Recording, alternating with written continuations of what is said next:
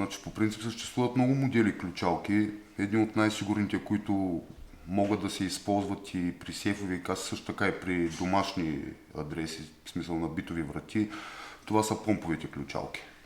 Значи техният принцип на действие е подобен на касовите брави, само че там механизма се нарежда с натискане на самия ключ.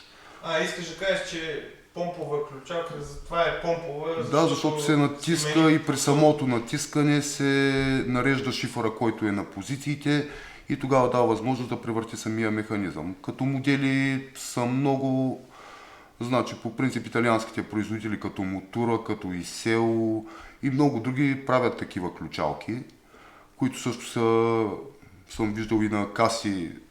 В смисъл разликата в самата ключалка като модел за касата и за вратата е различна, но принципа на секретност е един и същ.